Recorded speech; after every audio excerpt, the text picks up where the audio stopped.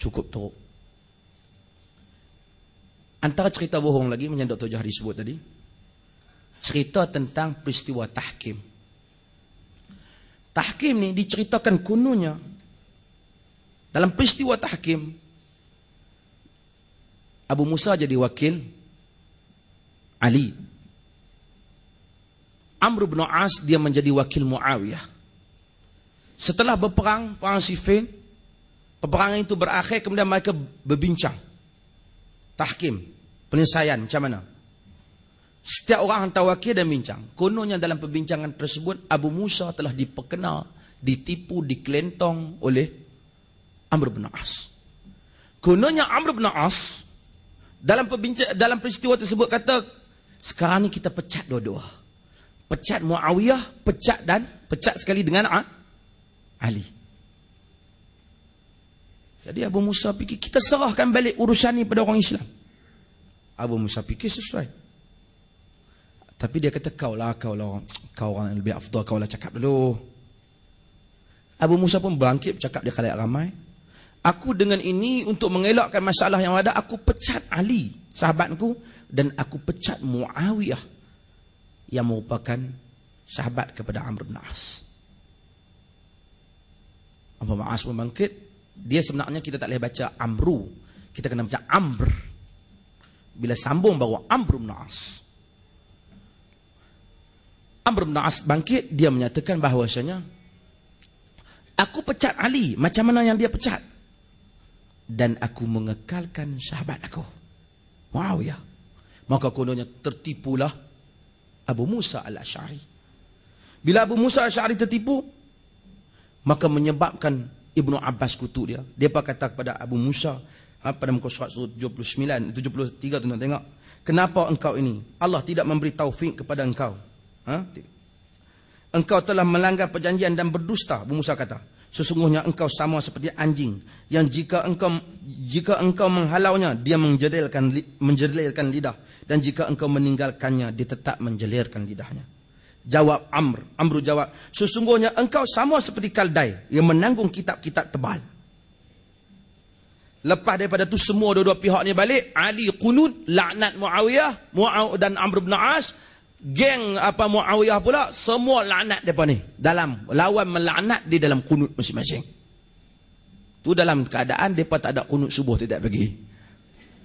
Kalau ada lagi banyak kot.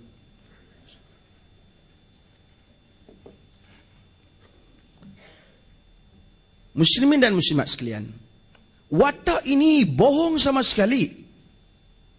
Yang pertama Amr ni dipuji oleh Nabi SAW dalam banyak hadis. Banyak hadis di situ saya sebut, antaranya tengok Nabi sebut dalam muka surat 76, aslaman nas wa aman Amr bin As. Orang yang paling kuat Islam dan iman adalah Amr bin As. Inna Amr bin As min salihi Quraisy. Nabi kata, Amr bin As di kalangan orang saleh Quraisy.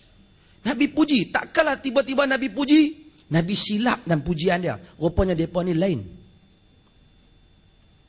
Kemudian Abu Musa ni satu orang yang telah dilantik oleh Nabi di kawasan Adn, di kawasan Zabid, dilantik oleh Umar dalam pemerintahan, dilantik oleh Uthman, dilantik oleh Ali sendiri. Dianggap oleh Umar orang yang cerdik. Innahu kais fala tusmi'ha iyahu, kata Umar kepada orang itu.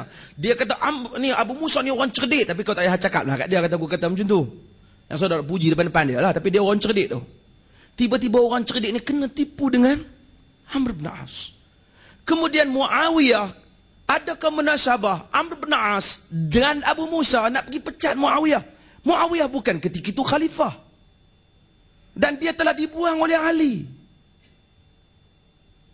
Dia tidak ada sebarang jawatan untuk dia dipecat. Tiba-tiba takkanlah sebodoh tu mereka nak pecat orang yang tak ada jawatan. Cuba tonton pecat saya sebagai timbalan Perdana Menteri. Satu cerita yang tidak menasabah, tetapi kisah itu disebut di dalam buku-buku yang menggambarkan peristiwa tipu menipu, bohong membohong antara para sahabat. Muslimin dan muslimat sekalian. Sampai ke titik itu, kita akan tengok semuanya cerita-cerita ini apabila kita cek balik. Dia berpunca daripada Abu Mikhnaf Hisham bin Muhammad bin Sa'ib Al-Kalbi dan Muhammad bin Umar Al-Waqidi. 3 orang mangkuk hayun ni, mereka ni telah meriwayatkan cerita ni semua. Muslimin dan muslimat, kita sambung semula perbincangan kita akan masuk kepada sejarah ni. Ini barulah kita akan masuk pada sejarah. Pertama, kita kena tahu, di dalam kita membaca sejarah, kita mesti ada perkara yang dipanggil, di dalam ilmu hadis dia panggil naqdul matan. Ataupun naqdul mutun. Kita mesti mengkritik teks. Apakah teks itu bersesuaian dengan hakikatnya ataupun tidak. Ini banyak ditekankan oleh para ulama-ulama hadis. Sehingga Al-Imam Ibnul Jauzi menyebut bahawasanya idza ra'aital hadis yunaqidul uqul yubayinul usul yu'aridul manqul fa'lam annahu hadithun mawdu'. Jika kamu tengok hadis yang menyanggahi usul Islam, yang menyanggahi akal, yang menyanggahi apa yang diriwayatkan daripada Nabi yang lain, ketahuilah dia adalah hadis yang palsu. Tak menasabahkan dalam satu cerita itu.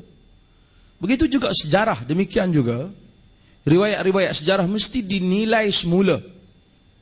Dinilai semula bagaimana menasabah ataupun tidaknya. Saya sering menyebut umpama kisah yang selalu dilontarkan oleh banyak pihak, yang disebut oleh Mahmud Syakir, iaitu kisah kononnya Tariq bin Ziyad apabila dia membuka Andalus. Kononnya ketika dia membuka Andalus, dia memberikan ucapan yang terkenal. Dia menyatakan al-bahru wara'akum wa'adu amamakum.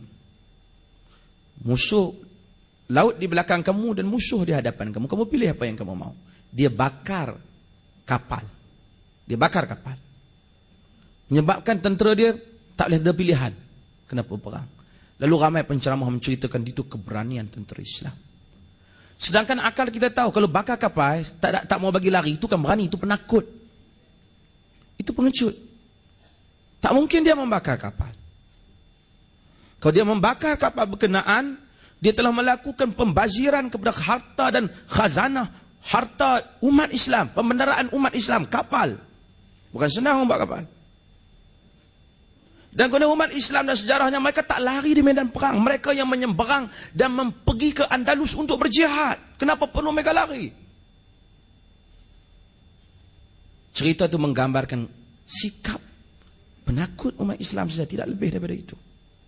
Tapi disebut-sebut nak membakar kapal sehingga menyebabkan barulah orang Islam berani berperang. Itu bukan sifat tentera Islam. Oleh kerana itu, cerita-cerita yang seperti ini dinaqad ataupun dikritik oleh para ulama sejarah dan hadis, supaya cerita-cerita ini tak serasi dengan sifat umat Islam. Saya kadang-kadang buat satu contoh, mungkin tuan-tuan tak bersetuju, tapi saya buat contoh yang biasa. Semua saya nak masuk, nak bagi logik cerita. Kadang-kadang kita boleh tahu teks itu menasabah ke tak. Sekarang nak masuk bulan puasa, saya suruh contoh ni, nak masuk bulan puasa. Bila nak masuk bulan puasa, orang tu tanya, ada tak ustaz masa Nabi sembahyang tarawih, Nabi sebut hak petang, lepas 2 rakaat Nabi sebut 4 rakaat, Al-Khalifatul Awal Amirul Mu'minin Sayyidina Abi Bakr Siddiq atau Sayyiduna Abu Bakr Siddiq. Mari 4, kemudian sebut lagi, mari berikutnya sebut lagi.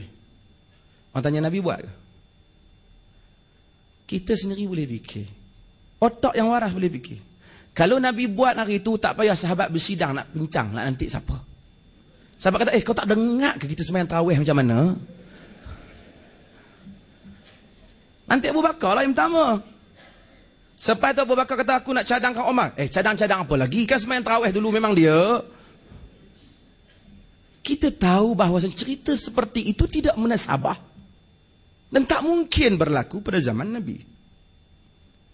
Ini dia menggunakan akal yang baik dalam kritikan. Sebab itu saya kata betapa pentingnya menghidupkan ilmu hadis ini. Betapa pentingnya menghidupkan ilmu hadis ini. Supaya kita dapat membezakan